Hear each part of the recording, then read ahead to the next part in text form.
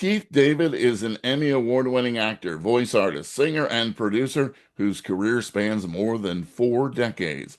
He's released the first single, Old Devil Moon, from his debut jazz album, and he'll be appearing at the Pittsburgh International Jazz Festival on Saturday, September 20th.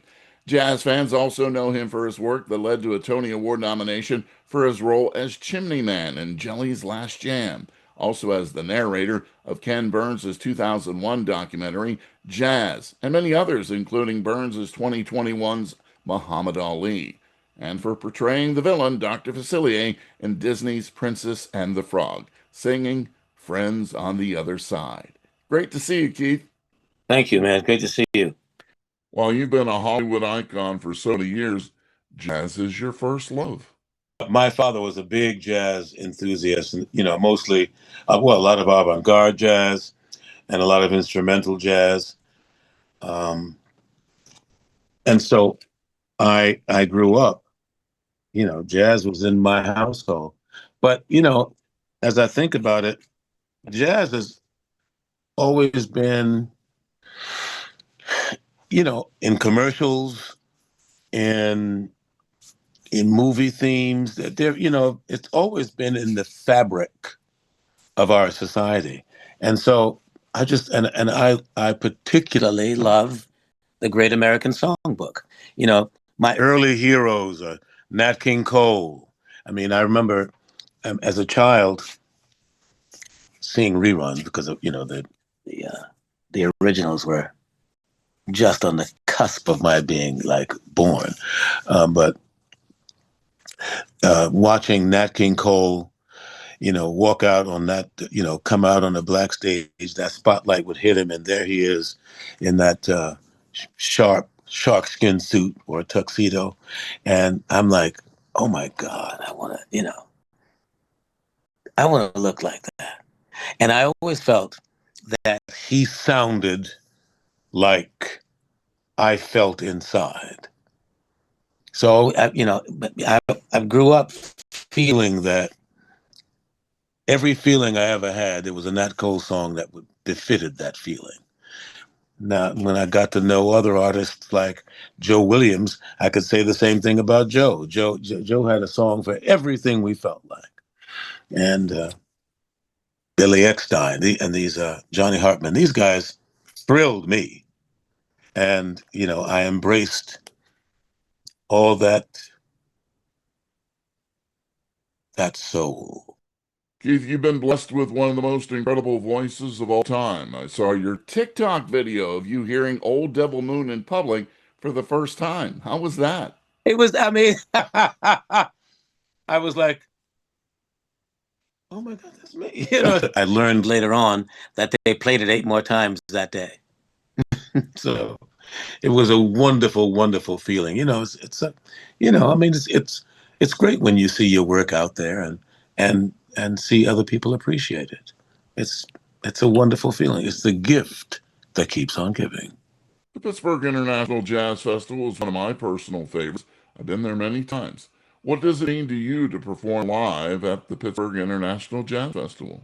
Well, Pittsburgh is one of my favorite towns. So I have a lot of connection with Pittsburgh. When back in the early 80s, I did A Midsummer Night's Dream there.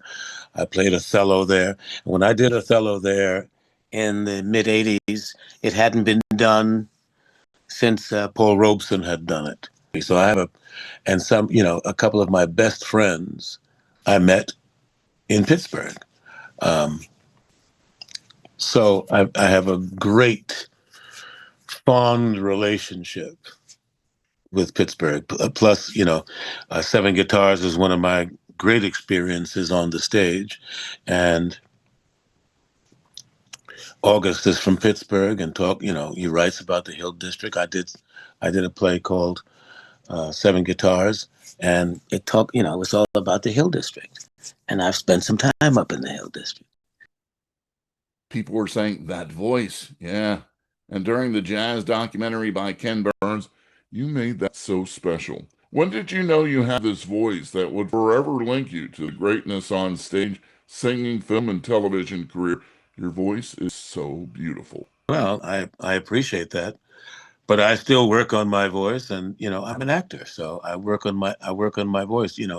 How how other people react to it, that's one thing, and I'm deeply grateful for that always. But I'm just working stiff doing my work. During that jazz documentary, what did you learn about the music that you didn't know as you were going through the project? Since jazz was always such a part of my life, and I didn't, I hadn't experienced any of the struggles that jazz artists, in the 20s, 30s, and 40s, 50s, had to face. Um,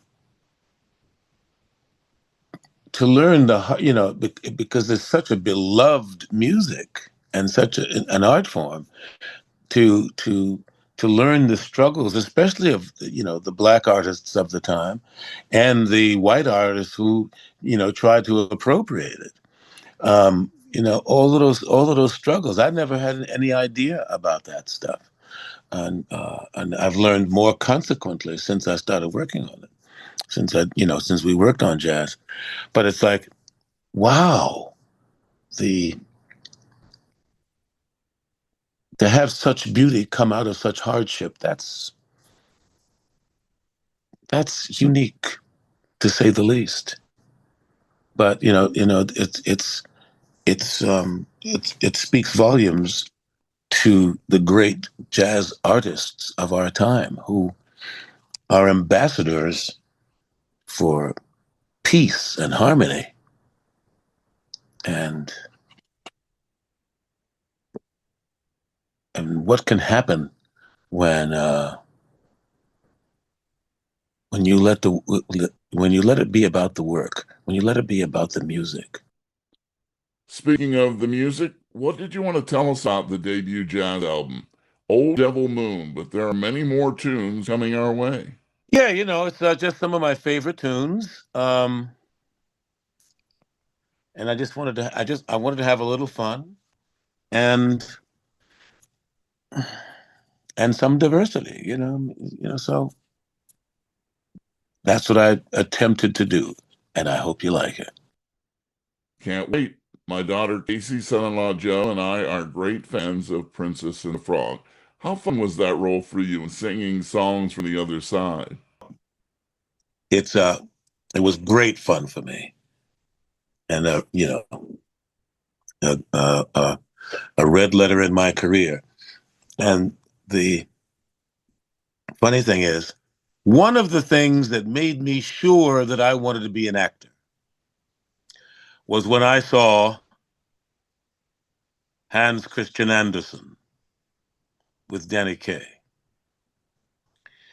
And very purposely, I auditioned with the Ugly Duckling song for Dr. Facilier, and I got the job. So I mean, but I say it because that's one of the when I saw Hans Christian Andersen, I knew I wanted to be an actor, because what Danny Kaye was doing is what I wanted to do. I wanted to act and sing and you know do that stuff. And now you've been able to do that for many years to our delight. When it comes to Nat King Cole, obviously you portrayed him in too marvelous for words. If you could go back in time and just had one day to spend with him, where would you go and what would you do?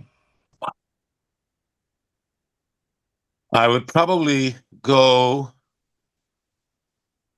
to New York or to Chicago. No, to LA or Chicago, and hang out in some of his great food places, but I'd also love to hang out with him on Central Avenue. Great choice there. When you first heard Nat King Cole, many people know that when he came on television, he was one of the first black performers to be on TV. Do you remember seeing him and talking about him with your family? I remember the experience of seeing him. It was years later before I talked to my family about him, but I remember the feeling of he sounds to my outer ear like I sound to myself in my inner ear. I felt like he was killing me softly, like Roberta Flack sings about, because he was, and when I listened to Nat Cole music, every emotion that I ever experienced, he seemed to have a song to befit that feeling. You know, when I was deciding whether or not to, I mean, when I was going to high school, there was performing arts where I went, and there was music and art. And my family thought I was going to music and art to study music, but I went to performing arts to study acting.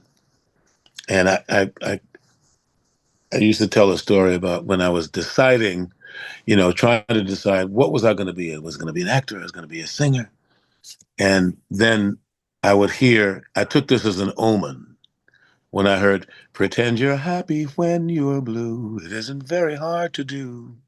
And it seemed like it was pointing me toward the direction of being an actor. Mm.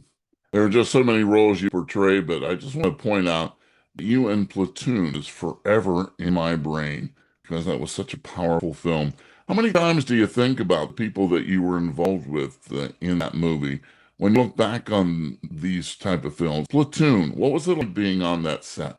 And it was the gift that keeps on giving. I literally, uh, maybe 10 days ago, just spent some time with John C. McGinley, who's one of my dearest friends, one of my very best friends. I love him to life.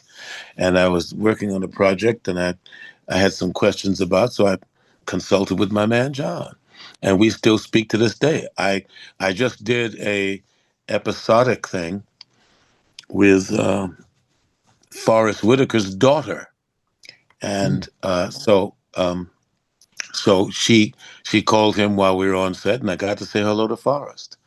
Uh, I uh, I have spent some time. In fact, I did a movie a few years ago with Tom Berenger. It's called American Dresser.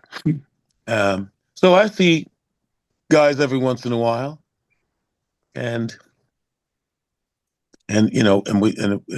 the bond that we forged at the time still exists. That's wonderful. You made the right career choices, obviously, as an actor and singer. Best of luck, Keith David, with the new jazz album and your performance at the Pittsburgh International Jazz Festival Saturday, September 20th. An honor to talk to you, sir.